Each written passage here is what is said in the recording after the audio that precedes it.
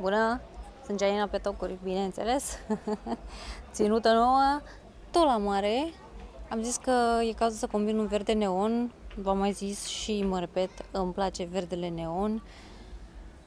Folosesc un top verde neon astăzi. E super fain. E parte dintr-un compleu, de fapt. Topul și o pereche de colanți scurți. Colanții sunt super transparenți și am zis că nu e prea appropriate pentru YouTube, nici nu găsesc cuvântul în română, ca să nu zic decent, că decenți n-au niciun motiv să nu fie decenți, în afară de faptul că sunt transparenți. Eu știu fiecare cum privește.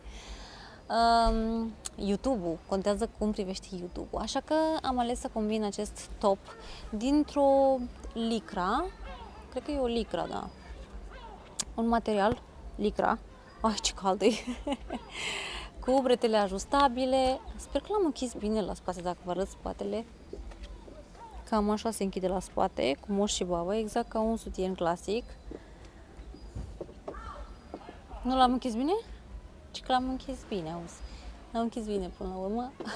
Am ales să-mi spăl părul și să nu-l usuc. Îmi place lucrul ăsta la mare de păr ud.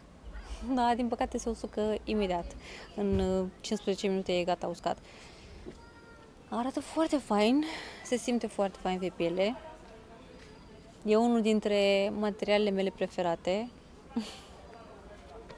Și l-am combinat cu această fustiță plisată din blug.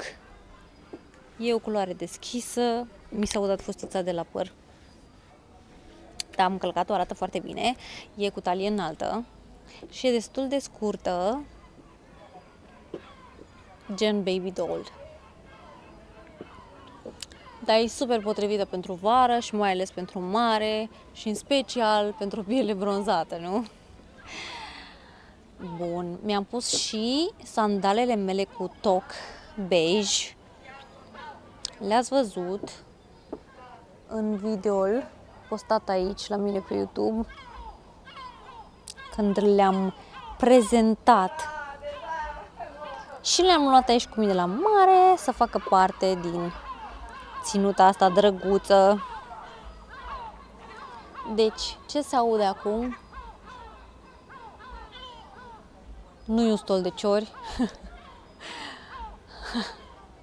E un stol de pescăruși care fac foarte ușor, începând foarte ușor, auzi, Doamne, foarte urât, se trezesc la 5 dimineața și croncăne, parcă de ciori. În fine, ei ne dau deșteptarea, nu alarma ceasului, nu. Topul am de pe Tezenis, așa, iar fustița e de pe Shein. E de pe Shein? Da, e de pe Shein. Mie îmi plac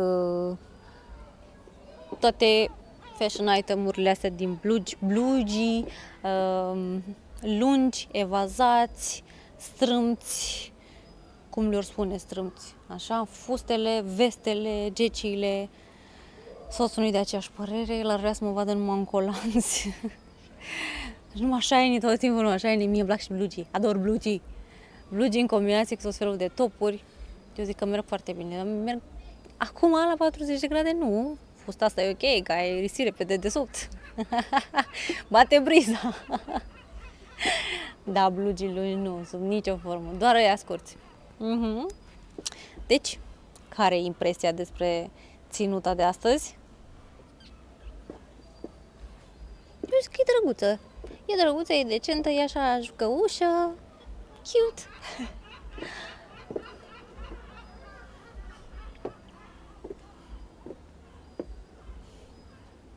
Și culoarea asta o scoate din anonimat cu siguranță. Ținuta. La ținută mă refer. Cred că și pe mine. La fel, prefer să-mi păstrez machiajul cât mai minimal. Mi-am tras o tungă la ochi și un tuș. Deci un tuș și o mascara și cam asta e. Ăsta e machiajul la mare. Pentru că e cel mai potrivit și cel mai fain. Deja am început să transpir, deci în seara asta e mai cald ca în alte serii. Mi-e transpiră nasul. Nu știu de ce. Eu nu transpir așa la mod general, mie transpiră doar nasul, deci nu. N-aș avea efectiv cum să port fond de ten. Cu siguranță aș face în continuu și mi-aș lua fond de ten de pe nas. Nu. Sub nici o formă. Am și o muscă care mă deranjează.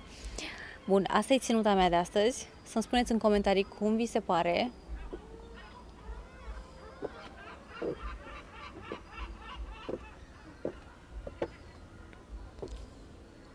Și vă aștept și cu un like și un subscribe. Și vă aștept și data viitoare la un nou video într-o nouă ținută. Eu sper că sunteți deja în vacanță și voi sau că vă plănuiți vacanța, ori poate ați fost, nu știu, dar sper să aveți o zi răcoroasă și liniștită. Vă pup!